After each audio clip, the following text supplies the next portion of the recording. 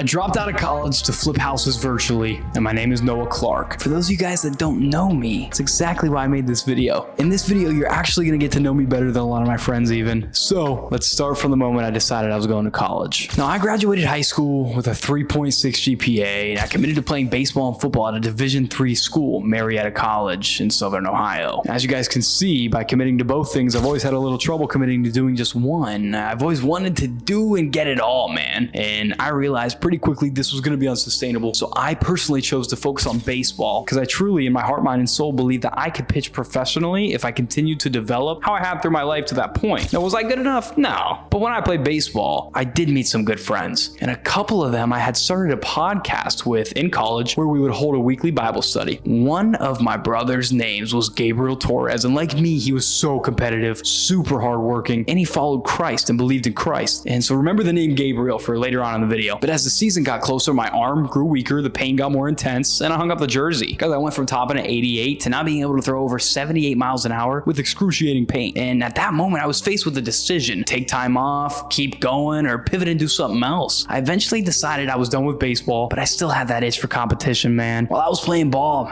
baseball specifically, I knew something was missing, and this was football. I missed hitting people, man. I just missed waking up every Saturday morning and not being able to walk because I'm so sore. I missed the culture of everybody being insanely hard on everybody, the through the roof accountability, the sacrifice it took to be good. Man, I just wanted to throw another touchdown. I wanted to call an audible. I wanted to hit somebody as hard as I could. And so I did. One day after one of my last baseball practices, I called the offensive coordinator at the College of Worcester, which is the D3 school from my hometown where I grew up. And when I called the coach, I said, "Hey, Coach Dennis, this is Noah Clark. The reason I'm calling you is I want to come play quarterback for you.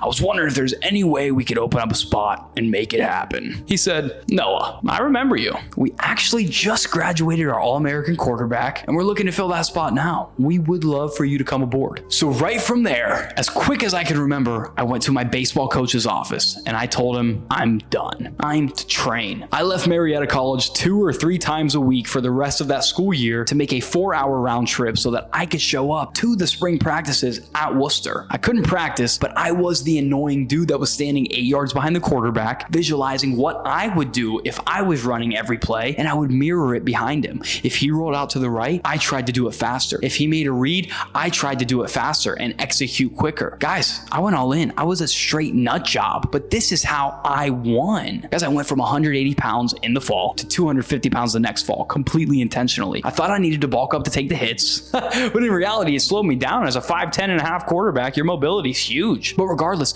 I went to the gym twice a day, 6 days a week. I ate 5 meals a day, and I took every legal supplement known to man.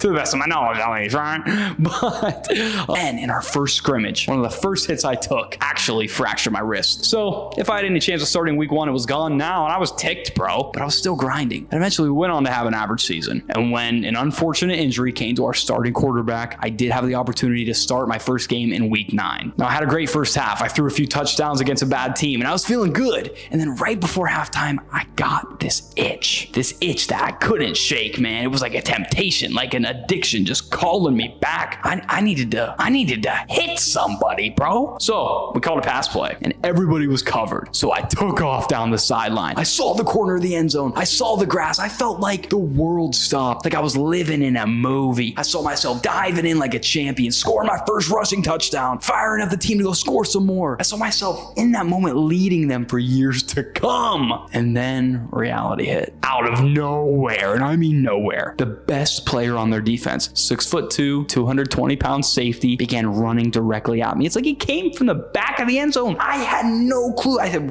whoa, how did you get between me and the end zone, bro? What? I was so confused. I had no idea. In a split second, I had to make a decision. Was this finally it? Was this finally the moment that I would get my chance to absolutely truck a fool and to flatten him as I run into the end zone? Nah, bro. I actually had just one split second of indecision. And because of that indecision, I got caught in the worst place on earth, no man's land. I partially lowered my shoulder. I partially lunged at the safety. I partially wanted to get out of bounds. So because I partially gave it my all, I got jacked up.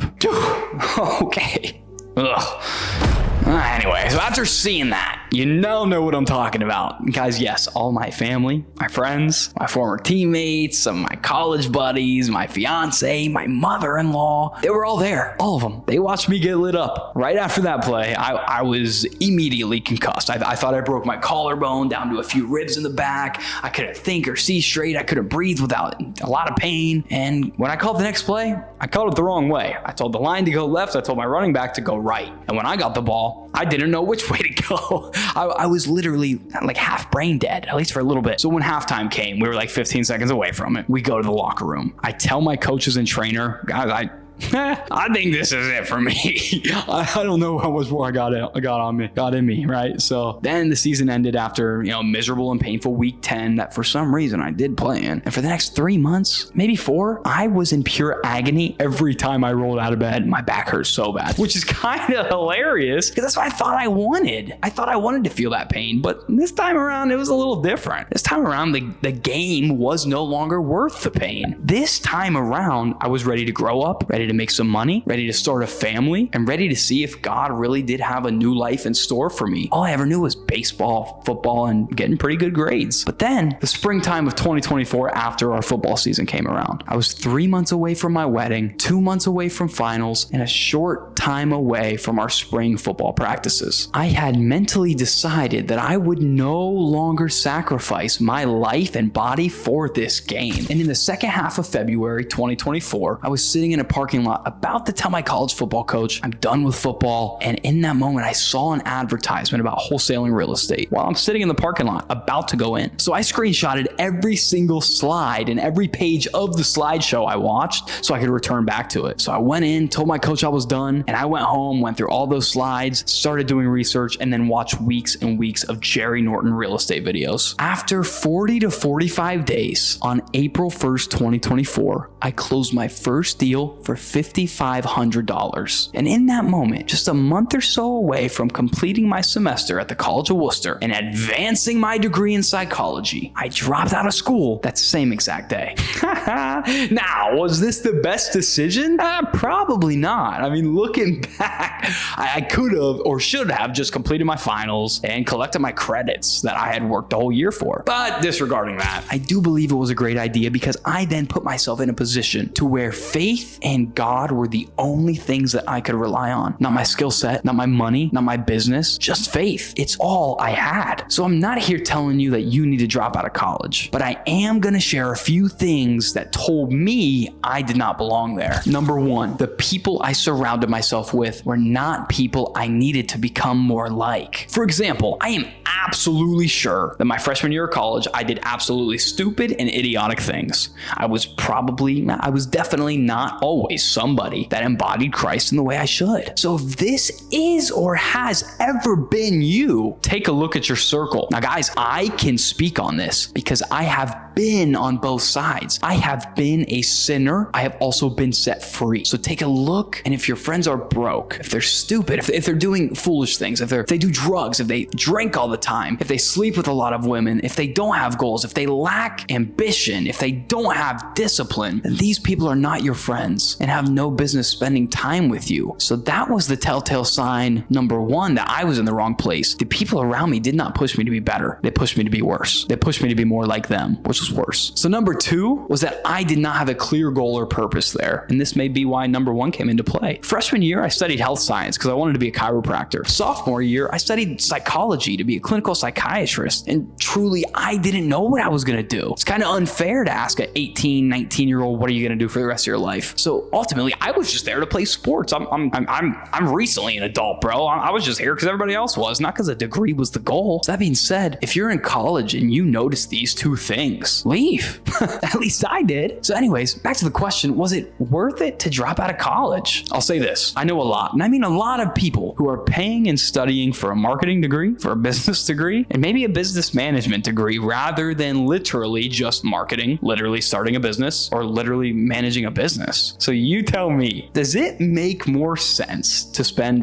get a loan and spend 50 grand a year on a marketing degree? Or do you think it makes more sense to spend 50 grand on marketing in a business to at least get real world experience and to make a lot more money back? Which one? What you tell me. So bro, if you want to be an entrepreneur, go do it. Like if you know you want to run and own a business, go do it now. Don't go to college. It will always be there. If you decide I want to be a doctor, it'll be there. And this time you'll have a little more money to pay for it. Guys, your youth will not always be there. Your ability to take insane amounts of action and risks like you can right now are not always going to be there. Now, guys, if you're like, oh, well, Noah Clark said to drop out of college. Well, guys, that's not what I'm saying. Maybe it is. I kind of do hate how much of a scam college is to so many people. I actually do hate how many people are in unsurmountable amounts of student loan debt well into their 40s. And I need you to stay away from that scam. I don't want that to happen to you. That I couldn't imagine it happened to me. So guys, after I dropped out, I will say, be prepared. The next 6 months of my life were miserable. I went dead broke again as if I was never broke, right? I sucked. I was lost. I was clueless. I was fearful. I was worried I made a mistake. I was embarrassed to even talk to my father. But then it happened. It clicked. I made over $50,000 in month 6 of wholesaling real estate. And from there, I knew how to make $50,000 a month. Now, had it continued along with the initial plan, rather than making $50,000 in 1 month at 20 years old, it would have taken me 1, 2, 4, 6 more years in order to make not even half of that every quarter. Sorry, are you guys seeing this now? Are you guys seeing what I'm saying? That being said, if you're in college or you're even considering going, here's what I need you to do right now. I need you to listen to the next words I say. God knows better than you. So go and ask God what you should do. If you take your worries and your issues to God and ask him, please speak so clearly that I can't look away from what you're telling me, he will speak to you in ways you never thought imaginable. He will lead your life to a place you never thought you would go. And so guys, I know it's not a technical video. We're not talking about marketing strategies, but I wanted to share my story for those of you it may resonate with. And I encourage you to seek God's will for your life over your parents' will, over your friends' will, over your girlfriend's will, over your own will. Put God's will first. When your will aligns with God's,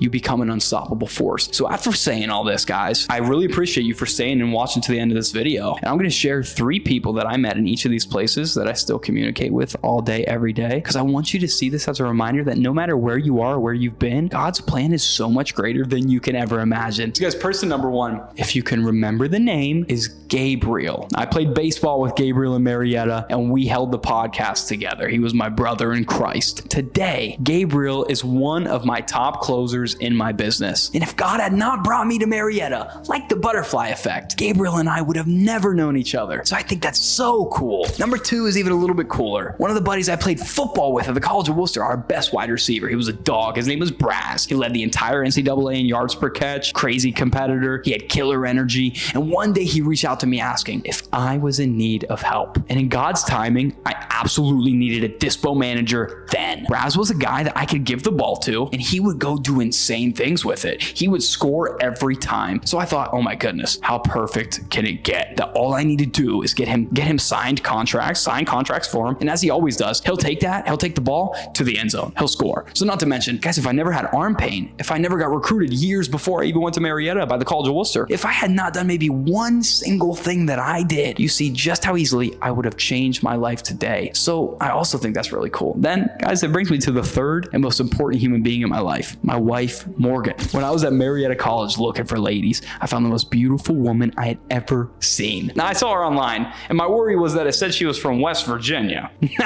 Now, I had never been to West Virginia. I had never wanted to go to West Virginia. I didn't think there were any pretty women in West Virginia. I just thought it was like the movie The Wrong Turn through and through. But anyways, I matched with this stunning woman on Tinder, and I slid right in. I invited her to church that next Sunday. She said yes, and then she stood me up. So at this moment, I said, I'm not chasing her. I ain't doing nothing. She wants me, she can reach out. So she did. And she said, hey, when are we going to meet each other? And like a simp, I set up the follow-up. I set her up for the close. We had a date for Olive Garden the next night. That's another 12-hour video of its own, but we won't get into that. Anyway, guys, I don't think since that date, I don't think there's been over 7 days of Morgan and I have not been together in real life. So even years later, now we're married. We have a beautiful baby. Morgan's Jordan's 22 and retired. And guys, our journey hasn't even begun. Life is moving so fast. So make sure you go where you're called by God and nowhere else. So guys, if you're looking to learn more about wholesaling real estate and what I'm doing in order to build a multi-million-dollar business in my early 20s, I have a free program and community. We got 15 hours of training in there. Every contract you need, every script, every step you need, check the description below for the link. Guys, I got you. So thank you guys for watching the video. God bless you all. I love you. Like and subscribe. Give me a follow on Instagram at official Noah Clark. I will see you guys in the next video. Shoot me a DM. Hey, let's chop it up, close some deals. God is good. Love y'all.